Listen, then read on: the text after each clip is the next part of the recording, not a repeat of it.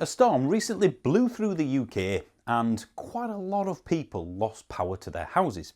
Some for just a few minutes, some for many hours, some until the next day.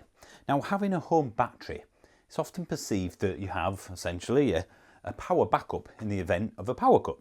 And although you can, it's not something that typically gets installed, not just for GivEnergy, but for any manufacturer really. It's not something that is traditionally by default. You don't automatically get a backup in case of a power cut just because you've got a home battery in place. But I can get an EPS, an emergency power supply. So what happens with that is that the power goes off, it will go off in the house, but then depending on your setup, because there are several options, the power will come back on again after a small bit of time has passed. So essentially the power is going to go off and come back on again. Some will have a manual switch, so you have to actually turn on the battery backup, so to speak, in the event of a power cut. Again, there's various options and your installer is the best person to consider what's best for yourself. This is something that would be cheaper, obviously, and easier to install during the initial installation, but you can get it done after the fact. It's not too much of an issue, but it will be more costly than getting it done when everything is put in, of course. So how much can you power from a GivEnergy system? Well, of course, it depends on what you have. With an all-in-one that we're about to see, that's got a 6 kilowatt inverter, so it can go up to 6 kilowatts. If you've got an electric shower and there's a power cut, probably best not to use an electric shower and to generally ration your energy, turn things off, because who knows how long it's going to last. I have a 3.6 kilowatt inverter, which means I can't go above that rating in the event of a power cut and an EPS installed. In terms of how long you can survive on battery power alone, well, again, there's a multitude of factors which determined how long it will actually go on for. So if I had both these batteries, I've got two 9.5, so that's 19 kilowatt hours worth of energy.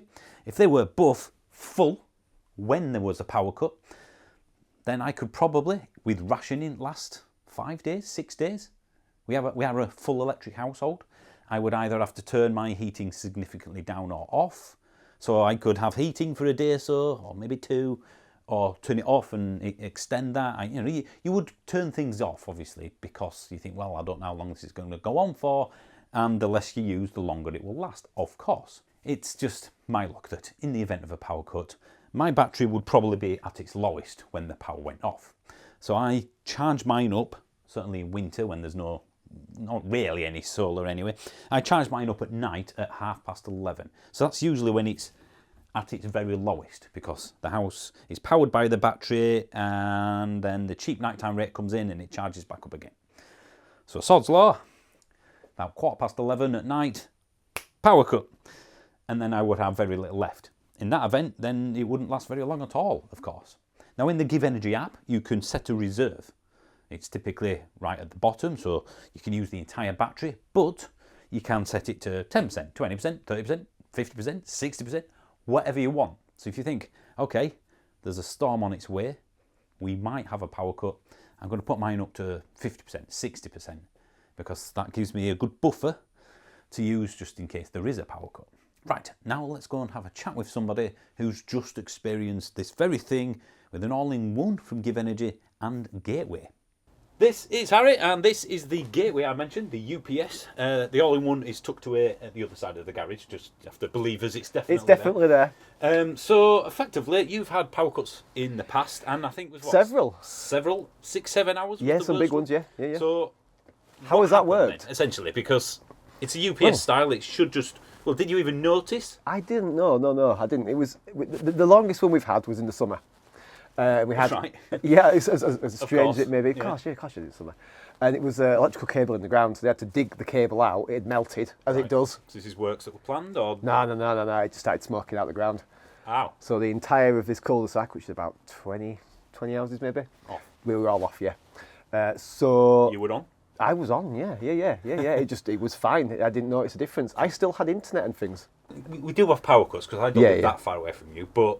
It's an advantage to have this. But that was an absolute requirement, I guess, for that. Well, you can imagine, it's like, you don't know how long it's going to go on for. I mean, 6 hours, I'd be getting really different stuff in the freezer. Yeah. Cooking, I presume, it helped the cooking? Yeah, everything worked as normal, yeah. So you just carried on? There was no change to my... No, I didn't have to think, oh, well, I won't do that. I mean, of course, I didn't put the dryer on. Of course. But, you know, apart from that, I just got on with normal. So I suppose that's a significant benefit for anybody in rural areas. Who's thinking of getting one? I mean, look at the storms we've had. Well, the recent ones, yes. Yeah. I mean, a couple of million people. Yeah. Some short, some a long. Yeah. Oh, definitely. Yeah. Time. Now, And the thing is, if you knew you had a prolonged power cut, you could cut back on what you were using. You know. did you get the battery with that in mind, or was it just saving money initially? Is this just like an added benefit that you couldn't It realise? was saving money initially, but the fact it will do that. I mean, the thing is, I think I've talked about this before. I stupidly thought that they all did that. Well, yeah, 'Cause this is partly why the video. Working in IT, you have a UPS on the server, which is a battery for a server if it goes off. Laptops. Yeah, laptop. Yeah, it provides power when the mains is removed off, from it. yeah. You know, not for a long time, but enough so you can safely shut the machine down. But what not that knowing that, Yeah. when I'm looking at batteries, like, oh, well, this one does it. Yeah. Well, I want that one. And it was top of my nice to haves. Yes. Because it seems kind of pointless to have a power cut and have 13 kilowatts of electricity sat in the corner that you can't use. With an EPS or a UPS, a gateway, you need that in place. Otherwise, you can't utilise that battery. Yeah. So I guess it depends on where you live to a point, whether it's going to be useful to you. Because this is optional extra. Would you say it's worth the extra that you paid for it? Because you have enough, don't you, now, I guess? I would think probably yes. But if you live middle of London or something and there's no power cuts at all, wherever. Then probably not. I think if you're going to live somewhere where you're either going to get storm damage, so maybe you look at rural Wales, like Scotland. the storm we've just had. Yeah, I would think probably for the extra it costs and it saves having a generator. No interaction. No. Everything went off, came back on, Yeah. and you just got on with your life, Yeah. essentially. Right, well, thank you ever so much for watching. And if you want more tips on how to get the most out of these things or what to do, little case studies like this, then please do subscribe. So thanks for watching. See you soon.